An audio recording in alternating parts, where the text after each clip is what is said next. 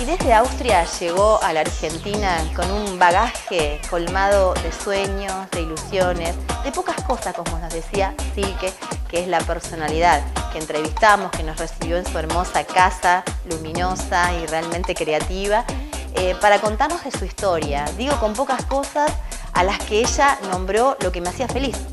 Con lo que tenía en su momento era feliz.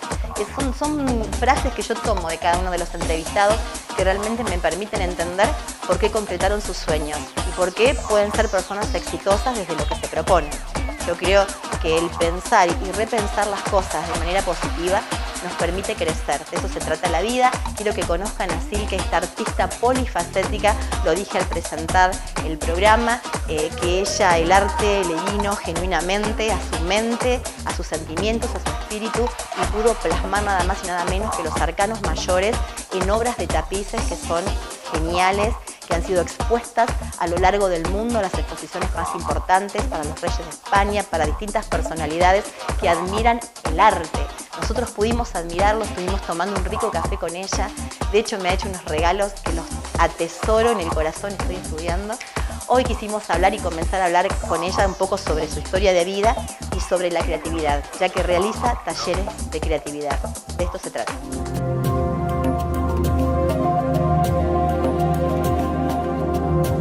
Yo nací en la Segunda Guerra Mundial, nosotros éramos refugiados y bueno, perdimos todo, como mucha gente aquí en aquel entonces, y en un momento mis padres decidieron venir a la Argentina porque mi madre tuvo una experiencia muy horrible en la Primera Guerra Mundial. Le fallecieron 3 hermanos de hambre y había mucho hambre, entonces se querían ir y nos vinimos a la Argentina.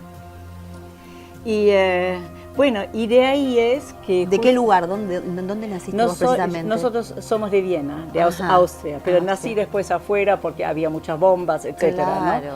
Pero, en fin. ¿Y se vinieron a la Argentina? Sí, nos vinimos a la Argentina, claro. Porque en aquel entonces todo el mundo sabía que Argentina era un país que tenía mucha comida. Por eso vinimos. Y que recibía también a los inmigrantes, sí, exiliados. En aquel entonces era un país maravillosamente abierto. Hoy sigue siendo un país abierto, pero en el mundo se cierran algunas barreras que no existían antes. Que así, no existían. ¿no? ¿Y qué hicieron tus padres en ese momento, acá en Argentina? Bueno, digamos, vinieron así, sin nada. Sin nada. Con una mano atrás y una adelante, como se dice comúnmente y vulgarmente. Y bueno, y mi madre empezó a abrir un taller de confección, sabía coser y era muy creativa. Ajá, de ahí tu máquina de coser también y acá todas tus telas. Y bueno, y como no teníamos nada, mis juguetes eran las telitas debajo de la mesa, con lo que yo empecé a jugar. O sea, yo aprendí jugando. Después vino, éramos 3 hermanos, alguien nos tenía que criar. Y mi madre a full trabajando, mi padre por su lado, estaba buscando trabajo que le fue más difícil. Y entonces tomaron una persona que también vino de Alemania, igual que nosotros, con nada, que era una profesora de Bellas Artes. Y ella nos crió. Y ahí mamaste todo. Y bueno, las telas, el arte, la expresión, ¿eso te ayudó a sobrevivir una etapa difícil y un momento y un país que no era el tuyo? Yo no lo sentí como nada trágico. Uno como niño siente las cosas como que esto es la norma, es lo normal. Más cuando estuvimos todavía en Europa y todos no tenían nada, no teníamos comida. Yo me acuerdo muy bien, mi primera comida que pude comer hasta satisfacerme fue en el barco Córdoba con el que vinimos. Nunca me voy a olvidar de esa comida, pero tampoco no sufrí antes porque nadie tenía.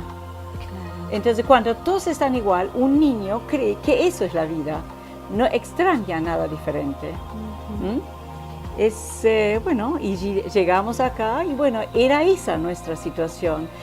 Puedo decir que tuve una juventud muy feliz. Es que el amor es lo fundamental en eso. El amor, si tenías a tu mamá, a tu papá, el cariño, con o sin recursos. El tema, yo creo, del sostenerte, ¿no? De abrazarte. Exactamente. Un niño no quiere lujo, un niño quiere tener su espacio, su lugar, nada más. Bueno, y yo soy una feliz persona que he recibido lo que necesitaba. Claro que sí. Y el arte sobre todas las cosas, porque creo que ahí fue a lo mejor tu despertar, ¿no? Fue la persona que nos crió un tiempo, después se independizó, puso su taller de arte especialmente para niños y bueno, yo viví con ella muchísimo. O sea, en mi regreso del colegio a casa, paraba en la casa de ella. Y así, bueno, me enseñó muchísimo. Yo le debo una apertura impresionante. ¿Una apertura al mundo del arte y al mundo de la vida también? Yo creo que una apertura, el arte es una apertura a la vida, porque nos enseñó que todo lo que uno quiere hacer, tomando un poco de creatividad, ideas y lo que ya se sabe se puede resolver. Y eso es para la vida. Claro. Esto no es solamente para el arte. Entonces, obviamente, nos abrió una puerta para sobrevivir. Justamente por eso hoy día es uno de los temas por el cual hoy día enseño creatividad, porque creo que nunca es tan importante ser creativo como hoy día para poder sobrevivir. ¿Sos autodidacta? Sí y no, las dos cosas, en parte porque como hago tantas cosas. Estudié Bellas Artes, estudié diseño textil, después en Viena, trabajé en diseño textil y no me alcanzó. Nunca, no pude expresar lo que yo tenía dentro mío. En el diseño textil tenía que estar lo que la moda necesitaba. Me encantó la creatividad que se necesita para eso. Pero llegó un punto que no me interesó más. Quise hacer lo mío. Y ahí empecé a unir, por eso digo soy autodidacta, la plástica con el diseño textil y con la costura y con las telas. Y ahí salió lo que hoy hago. Claro, o sea, haces un montón de cosas, sí, pero te voy a explotar como podamos, en el buen sentido de la palabra. Hablaste de creatividad, sí, y das talleres de creatividad. Sí, así es. ¿Todos somos creativos? Absolutamente. Mira, yo doy talleres de creatividad y no enseño nada. Lo que hago es que cada uno redescubra lo que ya tiene. ¿Y cómo se hace? Hay muchos ejercicios. Nosotros tenemos, por un lado, 2 hemisferios cerebrales, tenemos los 5 sentidos, tenemos nuestros sentimientos, tenemos fondo y figura, hay muchísimas maneras, la fantasía, la imaginación, la intuición, los sueños. Hay muchísimas bases sobre las que podemos empezar a desplegar y desarrollar aspectos nuestros. Lo que yo hago es hacer con el grupo con el que estoy trabajando, haciéndoles ejercicios y temas para que se redescubran y se diviertan, porque la creatividad debe ser un juego. Claro que sí. Hablábamos antes de la intuición, ¿no? También es importante eso, despertar. Hay personas que son más intuitivas que otras. Esto es una cuestión genética, es una cuestión de los astros, estamos alineados con otras cosas en el mundo, como para poder decir, bueno, esta persona es única y irrepetible, obviamente. Ahora hay gente que tiene una imaginación superlativa por ahí para realizar cosas, otras que es muy intuitiva. ¿Esto es genuino de cada uno? ¿Cada cual se potencia más, si bien todos lo tenemos? Ya dijiste una palabra clave. Por un lado, todos tenemos la posibilidad de ser creativos desde todos los puntos de vista, pero algunos no lo han ejercitado o lo han bloqueado porque no los han fomentado o los han inhibido, o han sido cercenados, claro. Entonces, eso es el tema de como que abrir esta herida y curarla, y con eso después poder avanzar. Y por otro lado, ya tocaste un tema, es la carta natal. En la carta natal se ve claramente quién es más fantasioso, por ejemplo, quién es más imaginativo. Yo trabajo mucho con los 4 elementos en la creatividad. Según cuál elemento tenemos más acentuado, y no hablo del signo del nacimiento, sino más acentuado donde tenemos más planetas, eso tenemos más facilitado y otros tenemos menos facilitado. Claro. Yo nací el día 13, por ejemplo. ¿Qué significa el número 13? Es el número de la intuición. Intuición, maravilloso. Háganme caso. El número es un número. Hoy día cada vez surge más y es muy interesante. Yo te voy a contar de dónde viene el 13 de mala suerte, ¿querés? Ay, dale, sí, porque la gente dice, no, es la yeta. No, y yo digo, yo amo el 13. De hecho, nuestro canal es versión Vanguardia 13. Ah, bueno. Entonces voy a desplegar un poco el 13. Dale. En la época 4000 y pico de años antes de nuestra era de ahora, cuando todavía existía el matriarcado, los calendarios eran lunares, símbolo femenino, y hay 13 lunas por año. Y los calendarios que siguen existiendo, que es el maya, el 1320, el hebreo o el egipcio, todavía todos permanecen con las 13 lunas. Cuando aparece el patriarcado, obviamente sin proponérselo, sino sale por energía, los hombres quieren armar otro calendario. Y ese calendario lo forman en semanas y en meses, en semanas y en meses, y de repente salen 12 semanas y el 13 no tiene cabida. Entonces lo declaran, lo mandan afuera y lo declaran de mala suerte porque es inubicable, incomprensible, igual que la creatividad y la intuición. Es inubicable e incomprensible. Y igual como en los arcanos mayores, el 13, el día de la muerte, es inubicable e incomprensible, pero es nuestra gran conexión con el universo. Qué bueno eso, hay que decir, realmente es un poder, ¿no? Claro que sí. Es sentirse poderoso. Claro que sí. Y eso claro que te fomenta la intuición, te fomenta también la creatividad, porque eso te abre un panorama importante a todas las áreas, no solamente al arte, sino al trabajo, bueno, creo que a todo, ¿no? A la sexualidad. Yo creo que ahí tocamos otro tema muy interesante. ¿Qué es un libro abierto. El 13?